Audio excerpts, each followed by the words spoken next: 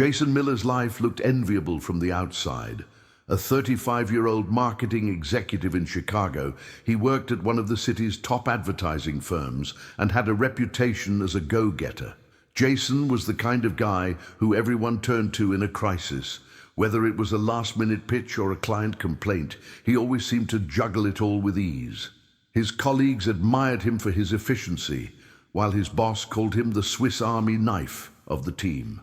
At home, Jason shared a suburban house with his wife Laura and their two kids, 7-year-old Ethan and 3-year-old Sophie. His mornings started early, usually around 5:30 a.m., when he squeezed in a quick workout before helping the kids get ready for school. By 8 a.m., he was immersed in work, fielding emails, attending back-to-back Zoom meetings, and managing a constant stream of Slack notifications. Despite the chaos, Jason thrived on the adrenaline of multitasking, or so he thought. Lately, Jason had started to notice cracks in the foundation of his carefully balanced life. The tasks that used to feel manageable now seemed overwhelming. He often found himself staring blankly at his computer screen, struggling to remember what he'd just been working on. Deadlines were slipping, and simple mistakes, like sending an email to the wrong client, were becoming more frequent. His home life wasn't any better. While Ethan excitedly told him about his day, or Sophie tugged at his sleeve for attention, Jason's mind was elsewhere. He was thinking about tomorrow's client meeting, mentally replaying conversations with his boss, or glancing at his phone to check yet another email. Laura had begun to notice his distracted demeanor and frequently reminded him to unplug during dinner. But no matter how much he tried, Jason couldn't switch off the buzzing in his head. Jason's internal struggle was mounting. He prided himself on being productive and reliable, but now he felt like he was falling short in every area. His boss had recently commented on his declining performance, which hit Jason like a punch to the gut. "You used to be razor sharp, Jason," his boss said. "What's going on?" The comment replayed in his mind over and over, feeding a growing sense of inadequacy. He couldn't admit it to anyone, but Jason felt like he was failing, not just at work, but as a husband and father. He often lay awake at night, staring at the ceiling, replaying the day's missteps, and trying to plan how he'd fix everything tomorrow. The problem was, tomorrow always felt the same as today. Scattered, overwhelming, and draining. Jason's reliance on multitasking was beginning to unravel his life. At work, he missed key details in meetings because he was responding to emails while colleagues spoke. During one particularly disastrous day, he prepared a client pitch while answering Slack messages, resulting in a sloppy presentation that left his team scrambling to fix errors. His boss's disappointment was palpable, and Jason felt ashamed. At home, the fallout was just as serious. Ethan had started saying, "Never mind, Dad, you're busy," when Jason failed to pay attention. Laura, once endlessly patient, had grown frustrated. "You're here, but you're not really here," she said one evening, her voice tinged with resignation. Jason knew something had to change, but he didn't know where to start. He was stuck in a cycle of trying to do everything at once, only to end each day feeling like he'd accomplished nothing. He couldn't shake the fear that if he didn't fix this soon, he might lose the respect of his team, the love of his family, and worst of all, his sense of self. It was during a conversation with his friend Ryan that Jason heard about Dr. Vincent Vale. Ryan, a former workaholic turned entrepreneur, mentioned how Dr. Vale's approach to focus and productivity had transformed his life. "I used to think multitasking was my superpower," Ryan said, "but it was killing me. Dr. Vale taught me how to focus, and honestly, I've never felt more in control." Skeptical but desperate, Jason decided to book an appointment. When he arrived at Dr. Vale's office, a warm, inviting space, lined with bookshelves and calming artwork, he felt an odd mix of anxiety and relief. He was nervous about opening up, but hopeful that maybe, just maybe, this could be the turning point he needed. Jason sat in Dr. Vincent Vale's office, his arms crossed tightly over his chest. The room was quiet, except for the faint hum of city traffic outside the window. Dr. Vale, a man in his late 40s with a calm demeanor and a knack for making people feel at ease, sat across from Jason, holding a notepad. The walls of the office were lined with books on psychology and human behavior, their titles hinting at a wealth of knowledge on focus, productivity, and emotional resilience. "So, Jason," Dr. Vale began, his tone friendly but professional, "what brings you here today?" Jason hesitated, unsure of how to sum up the chaos in his mind. "I guess I feel like I'm spinning my wheels," he said finally. "I'm always busy, but nothing gets done. My boss thinks I'm slipping at work. My wife's frustrated at home, and honestly, I'm exhausted all the time." Dr. Vale nodded, his expression thoughtful. "It sounds like you're carrying a lot on your plate. Let's try to break it down together. Can you tell me more about your typical day?" Jason leaned back in his chair and sighed.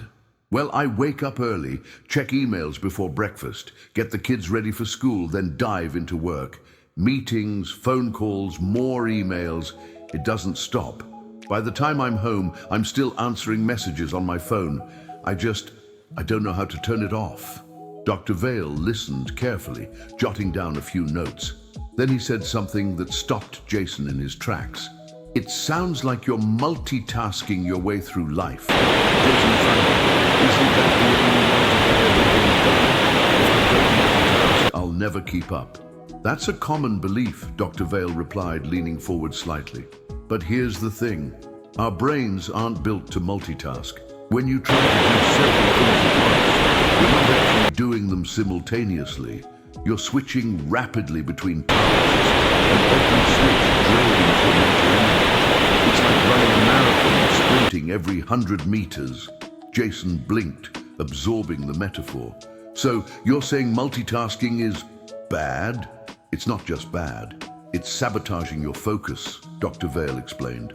"You're spending so much energy switching between tasks that you're less productive, less focused, and more stressed. And that cycle reinforces itself over time." Over the next few sessions, Dr. Vale guided Jason through exercises to identify the patterns fueling his constant multitasking. One activity involved Jason keeping a log of his daily activities, noting when he felt stressed, distracted, or unproductive. When they reviewed the log together, Jason was shocked to see how often he interrupted himself.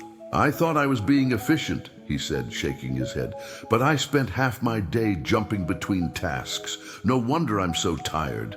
Dr. Vale helped Jason dig deeper, exploring why he felt compelled to multitask. "I guess I'm afraid of falling behind," Jason admitted. "If I don't do everything right now, I feel like I'm failing." "That fear of falling behind is driving your multitasking," Dr. Vale said gently. "But ironically, it's the multitasking that's making you less effective. We need to reframe your approach to productivity." The first step in Jason's journey was learning to focus on one task at a time, a practice called single tasking. Dr. Vale introduced him to time blocking, a technique where Jason would dedicate specific blocks of time to individual tasks with no interruptions. At first, Jason resisted. "How am I supposed to ignore emails or Slack messages during the day?" He assured him. "Start small, block just 30 minutes for a task, and turn off notifications during that time. If something's truly urgent, they'll call you." Jason reluctantly gave it a try. His first time-block task was writing a client proposal. He turned off his phone, closed his email, and set a timer for 30 minutes. The first few minutes were agonizing. His mind kept wandering, and he was tempted to check his inbox. But as he pushed through, something remarkable happened. He finished the proposal in less time than he expected, and it was one of his best pieces of work in months. "That actually worked," Jason admitted in his next session. "But it felt weird, like I was ignoring the world." "That's your brain adjusting," Dr. Vale explained. "It's used to constant stimulation, but as you practice focusing, you'll find it gets easier, and the results will speak for themselves." Jason's turning point came during a particularly hectic week. A major client project was due, and his team was overwhelmed. Instead of falling back into old habits, Jason implemented the focus strategies he'd learned. He blocked time for critical tasks, delegated smaller ones, and resisted the urge to micromanage. By the end of the week, the project was completed on time, and Jason felt a sense of accomplishment he hadn't experienced in years. "I actually enjoyed the work," he told Dr. Vale. "I wasn't just checking boxes, I was really engaged." "That's the power of focus," Dr. Vale said with a smile. "When you give your full attention to one thing, you find real meaning in what you do." Jason's newfound focus strategies were showing promise, but the ultimate challenge loomed ahead, an upcoming presentation for a high-stakes client. This wasn't just any client. They were one of the firm's biggest accounts, and the pitch could make or break the company's standing with them. Jason's boss, impressed by his recent turnaround, asked him to lead the presentation, a role Jason had avoided since his last disastrous attempt months earlier. Jason's initial reaction was panic. Memories of the failed pitch flooded back, and his stomach churned at the thought of standing in front of a room full of executives. "What if I mess up again?" he thought. "What if I freeze?" Despite the anxiety, Jason agreed to take on the challenge, knowing this was a chance to prove to his boss, his team, and most importantly, himself, that he was capable. In his next session with Dr. Vale, Jason laid out his concerns.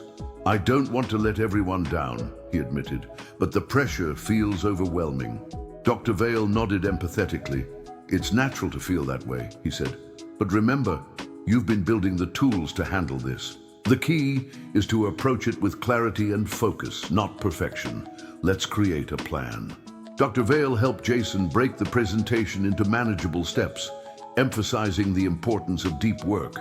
They developed a timeline where Jason would dedicate uninterrupted blocks of time to crafting the presentation, practicing his delivery, and preparing for potential questions. "Treat each part of the preparation as its own task," Dr. Vale advised. "And remember, you're not multitasking anymore. You're focusing on one thing at a time." Jason started by outlining his presentation during a 2-hour focus block. He silenced his phone, closed his email, and told his team he was unavailable. At first, his mind wandered. He was tempted to check on smaller tasks or respond to Slack messages. But as he pushed through the discomfort, he found himself fully immersed in the work. Ideas flowed more naturally, and by the end of the session, he had a solid framework. The next step was rehearsing his delivery. Jason blocked time each evening to practice in front of a mirror, recording himself to evaluate his tone and pacing. He noticed areas where he stumbled and refined them during the next session. Slowly, his confidence grew. One evening, Laura peeked into Jason's office as he rehearsed. "You seem different," she said, smiling. "Focused, like you're really into this." Jason paused, realizing she was right. For the first time in a long while, he felt engaged and purposeful in his work. "I guess I am," he replied, feeling a flicker of pride. The day of the presentation arrived. Jason woke up early, went for a short run to clear his mind, and reviewed his notes one final time. As he stood outside the conference room, his palms grew sweaty and the familiar churn of anxiety returned. But this time, he remembered Dr. Vale's advice. Breathe, focus on one thing at a time, trust the preparation. As the meeting began, Jason introduced himself and launched into the presentation. The first few minutes were nerve-wracking. He could feel his heart racing and his voice quivering slightly. But as he moved through the slides, something shifted. The structure he had so carefully prepared gave him confidence, and his rehearsal paid off as his delivery became more fluid. He made eye contact with the clients, pausing to emphasize key points, and invited questions without hesitation. Halfway through, Jason noticed the clients nodding in agreement and jotting down notes. Even his boss, seated at the back of the room, gave him an approving smile. By the time he finished, the room erupted in applause. One of the clients stood up and said, "That was one of the clearest and most well-thought-out presentations we've seen. Well done." Jason felt a rush of relief and accomplishment. The months of struggle, the hours of After the presentation, Jason reflected on what had changed. It wasn't that the fear had disappeared, it was that he had learned to manage it. By breaking down the task, focusing on one thing at a time, and trusting his preparation, he had not only delivered a successful pitch, but also reclaimed a sense of control over his life. In his next session with Dr. Vale, Jason shared his victory. "I didn't just survive the presentation," he said, smiling. "I actually enjoyed it." Dr. Vale nodded. "That's the beauty of focus. When you allow yourself to be fully present, you're not just more effective, you're more fulfilled. This isn't just about work, Jason. It's about how you approach everything in life." Jason realized that the skills he had developed weren't just for high-pressure situations. They were tools he could use every day to stay present with his kids, to tackle long-term goals, and to handle challenges without feeling overwhelmed.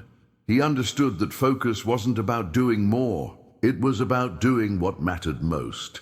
In the weeks following his successful presentation, Jason's life began to shift in ways that felt both profound and sustainable. For the first time in years, he no longer felt like he was drowning in a sea of endless tasks. Instead, he approached each day with a clear sense of purpose and a calmer mind. Jason implemented many of the focus strategies he had learned from Dr. Vale into his daily routine.